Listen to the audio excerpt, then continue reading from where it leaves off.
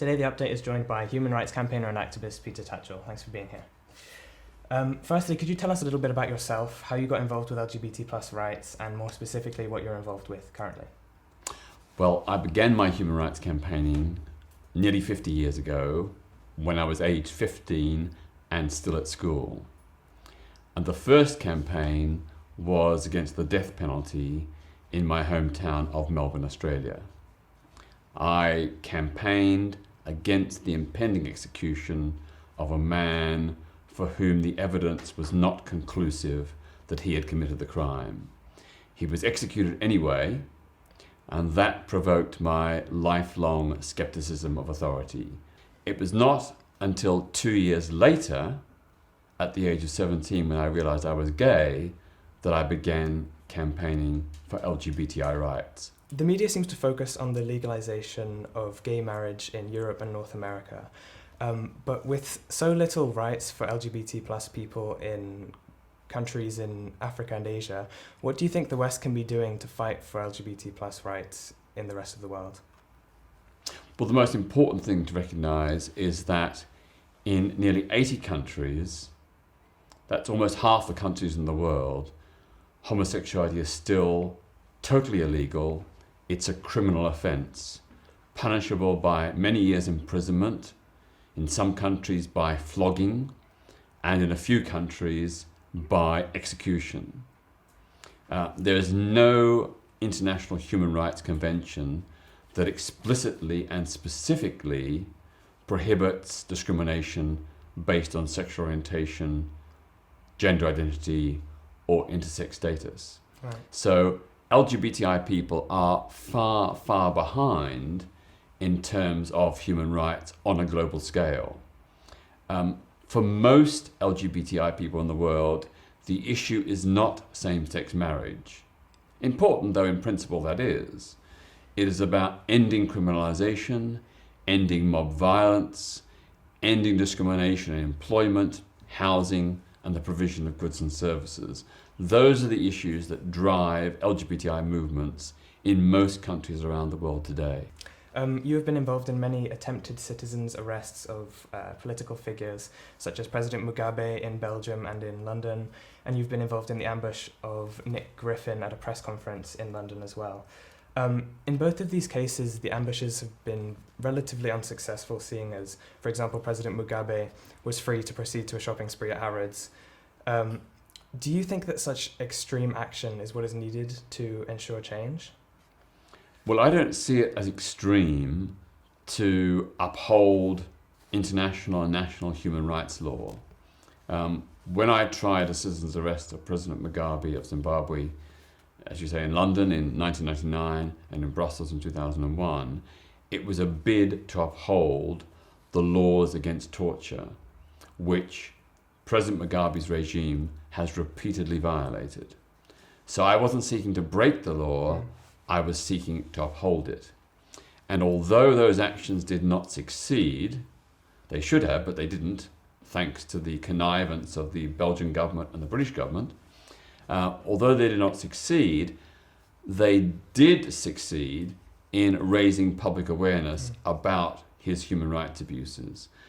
When I was beaten unconscious by President Mugabe's bodyguards in Brussels in 2001, the general reaction of the public around the world was shock and horror that he could do this or allow his bodyguards to do this.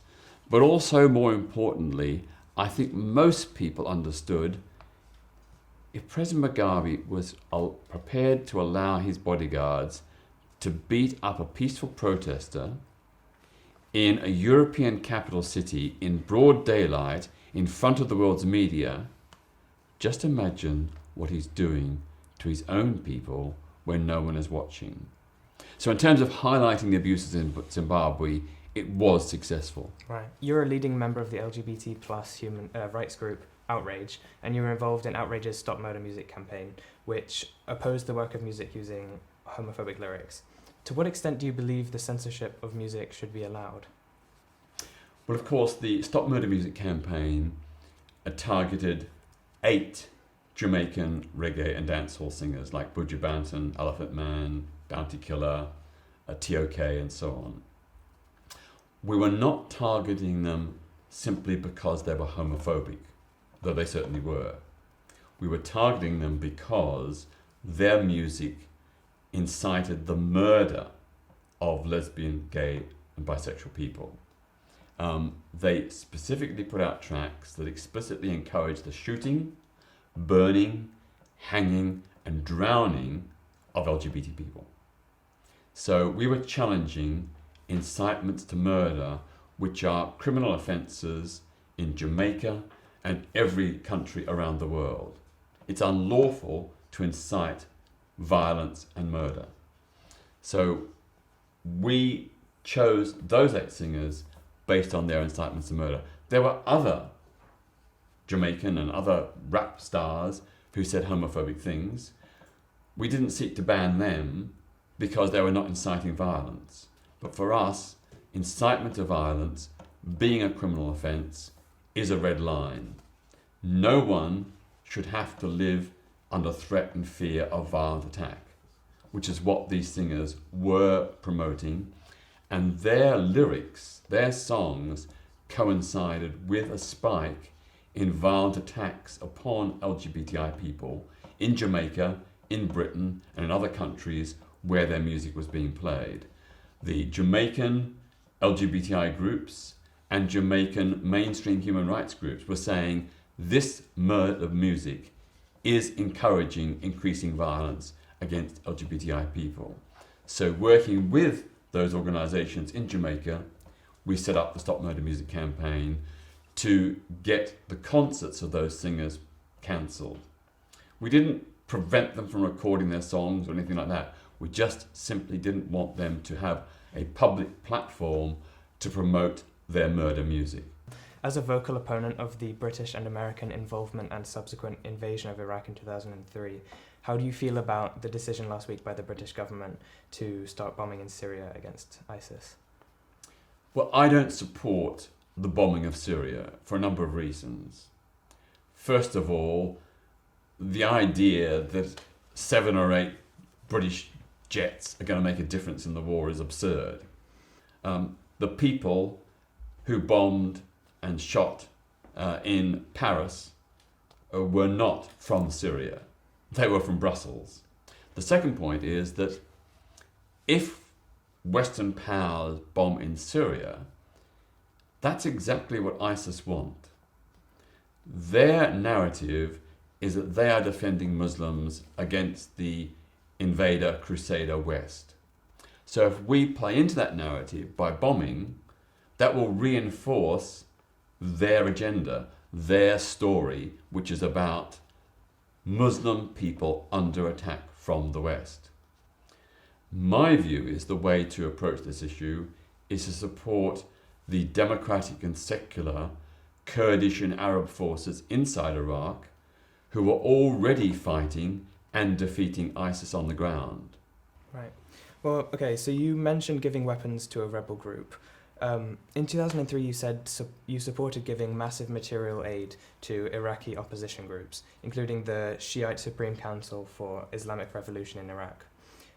This group later turned out to want to establish an Iranian religious dictatorship, and the militant arm of this organization is reported to have been involved in attacking and killing many gay people in Iraq. Isn't arming rebel groups just risking sending weapons from Western governments into the wrong hands? Well, of course, in hindsight, that was a mistake. When I made those comments, the Supreme Council for Islamic Resistance in Iraq was Islamist, but fairly moderate. It became much more radicalized in the course of the Western intervention and subsequently. But even so, I still regret and apologize for making that suggestion. I think the difference with Syria today is there very clearly are non-Islamist, totally non-Islamist forces who are committed to democracy and secularism, such as the Kurdish YPG and such as the new Syrian Democratic Forces, and also including some elements of the Free Syrian Army. So I think, yes, we have to be very, very careful, and I would not support giving weapons to any Islamist groups. even perhaps not even some of the moderate ones. I think we need to stick to the democratic secular forces. There are some reports that the YPG murdered innocent Arab people. How can we ensure that we're not supporting the wrong people? Well, there is one report alleging human rights abuses by the Kurdish YPG and the cleansing of Arab villages. That's true. But the information that the report is disputed. I'm not saying it's wrong, but I'm just saying it is disputed. And overall, the YPG has a very, very good record. And I've recently released videos on my Twitter feed showing the YPG going into Arab villages and the kind of response they received, which was joyful, tumultuous, welcoming, being greeted with flowers and food and embraces.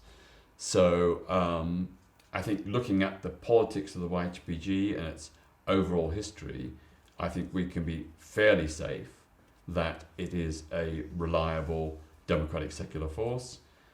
That is not a guarantee that there'll be no human rights abuses.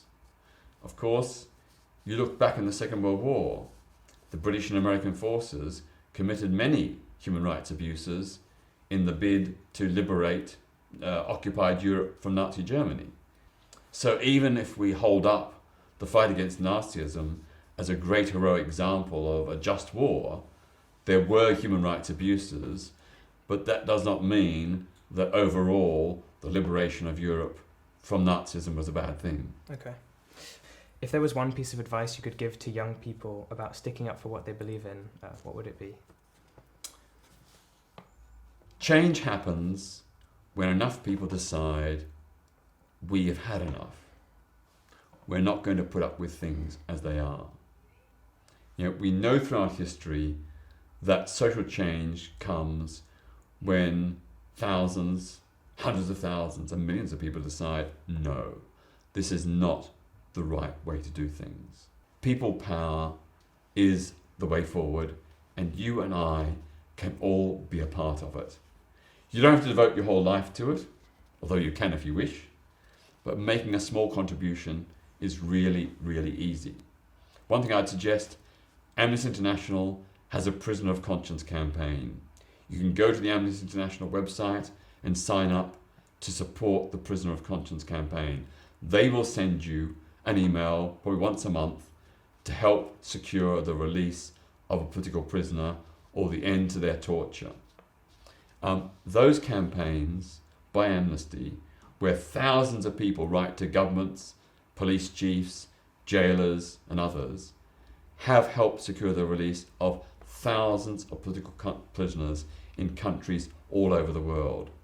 It's a huge, fantastic model of how change can happen. My final point is, please think about my motto, which is this: don't accept the world as it is, dream of what the world could be, and then help make it happen. Okay. It's been an honour. Thank you so much for speaking to the update, Mr. Tatchell. Thank you.